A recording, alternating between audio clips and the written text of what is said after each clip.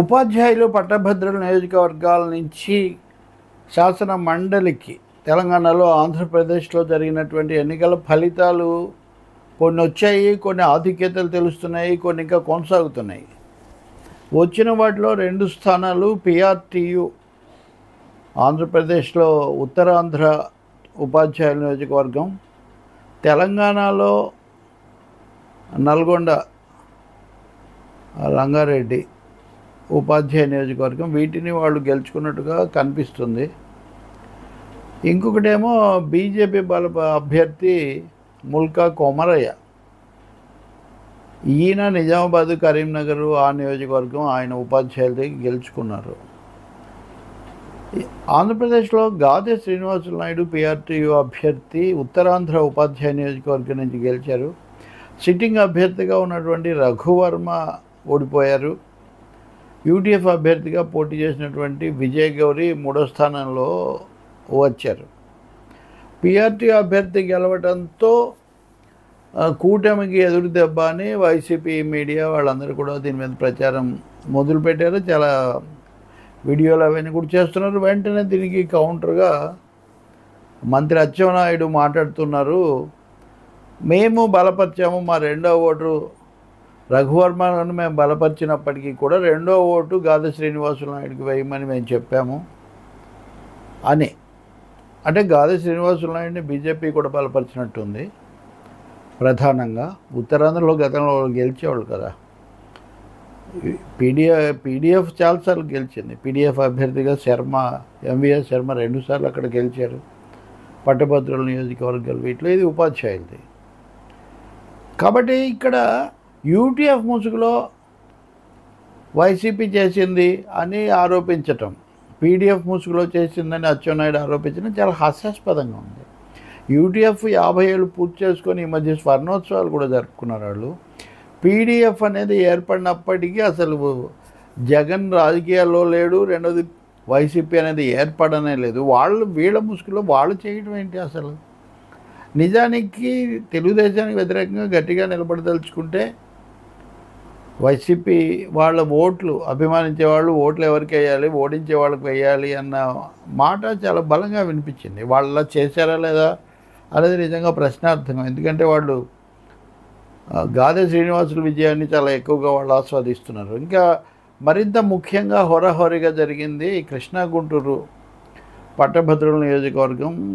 KS Lakshmanarao PDF నాయకుడు, ప్రస్తుత MLC, 3 సార్లు ఎమ్మెల్సీ, గతంలో ప్రజలతో మమైకమైన వ్యక్తి. ఆయన మీద కూటమి తరఫున పోటీ చేసినటువంటి మాజీ మంత్రి ఆల్పాటి రాజేంద్ర ప్రసాద్ భారీ ఆధిక్యతతో విజయం సాధిస్తున్నట్టుగా ఉన్నారు. ఇది కూటమికి బాగా ఊపించినట్టుగా కూడా కనిపిస్తుంది. ఇంకా 3వది గోదావరి జిల్లాలది ఈ సమయానికి ఇంకా రాలేదు. అలాగే తెలంగాణలో కూడా పట్టభద్రులది రాలేదు. సో కూటమికి ఎదురుదెబ్బ అనే వాదన ఒకటైతే, కూటమి గెలిచినవి 2 మావే, వైసీపీ వాళ్ళు లేకపోతే ఇతరులు పోటీ చేయలేదు అని ఆరోపిస్తున్నారు. నిజం చెప్పాలంటే అండి, ఇక్కడ యూటీఎఫ్ను పీడీఎఫ్ను ఓ ప్రత్యామ్నాయంగా సమస్యల మీద సంఘాల తరఫున నిలబడిన వాళ్ళుగా గుర్తించే బదులు వాళ్ళ మీద కూడా రాజకీయ ముద్ర వేయడానికి మంత్రి ప్రయత్నించడం మటుకు చాలా ఆశ్చర్యం కలిగిస్తుంది. ఎందుకంటే గతసారి తెలుగుదేశం పార్టీ మొదటిసారిగా ఈ నియోజకవర్గాల్లో విజయం సాధించినప్పుడు యూటీఎఫ్ పీడీఎఫ్ వాళ్ళకి మద్దతు తెలిపారు కాబట్టి అంతమంది గెలిచారు అన్నది వైసీపీకి వ్యతిరేకంగా గత జగన్ ప్రభుత్వానికి అది పెద్ద రాజకీయమైన షాక్గా మారింది. ఇవన్నీ మర్చిపోతే ఎట్లా? ఇప్పుడు ఆయన బీజేపీతో ఉండొచ్చు, లేకపోతే కనుక ఎన్డీఏలో కీలక పాత్ర వహిస్తుండొచ్చు మద్దతుదారుగా.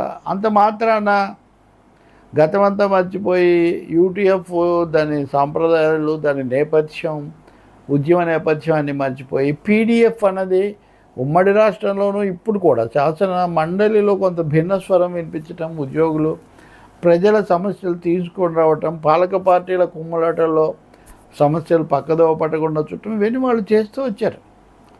ఈ మధ్య కూడా గోదావరి జిల్లాల్లోనే సాబ్జీ మృతి వల్ల జరిగినటువంటి ఉప ఎన్నికల్లో బ్రహ్మాండం గోపి ఆయన విజయం సాధించారు ఈ మధ్య కూడా.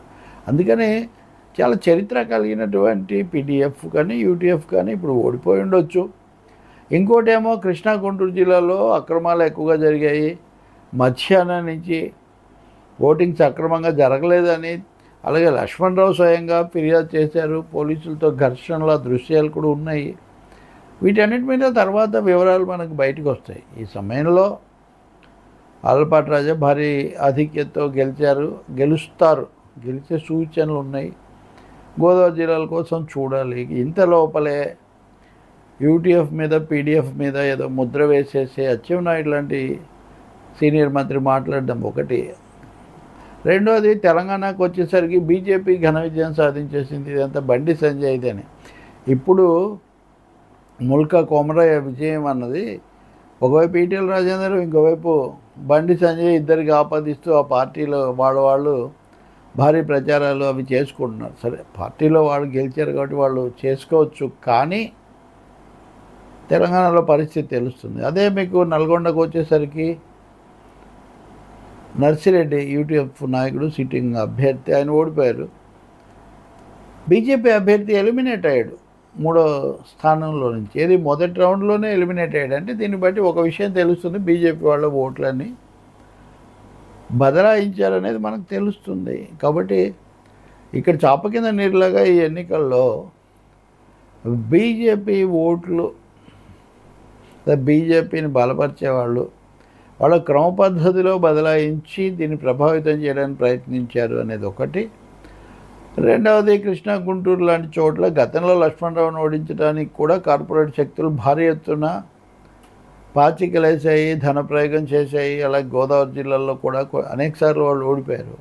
ఇప్పుడు గోదావరి జిల్లాల ఫలితం ఇంకా రాత్రికి వస్తుంది, ఇంకా 2 రావాలి కదా. వచ్చిన తర్వాత మనం రేపు వివరంగా మాట్లాడుకుందాం. కానీ ఇంత లోపలే తొందరపడిపోయి వైసీపీతో ఉంటే రాజకీయంగా మీరు తేల్చుకోండి, కానీ దీంట్లోకి యూటీఎఫ్ను పీడీఎఫ్ను లాగి మాట్లాడడం మటుకు సమంజసం కాదు.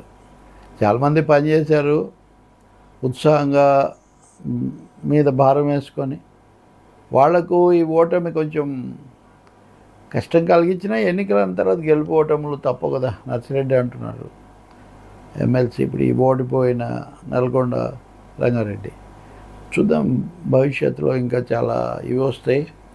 ఆంధ్రప్రదేశ్లో ముఖ్యంగా తెలంగాణలో కూడా శాసనసభ ద్వారా శాసన మండలికి వెళ్ళే స్థానాల ఎన్నికలు కూడా జరుగుతాయి. దానికి అభ్యర్థులు ఎవరు ఏంటి, ఈ అంశాలు కూడా ఆసక్తికరంగా ఉన్నాయి. ఈ వీడియో మీకు నచ్చినట్లయితే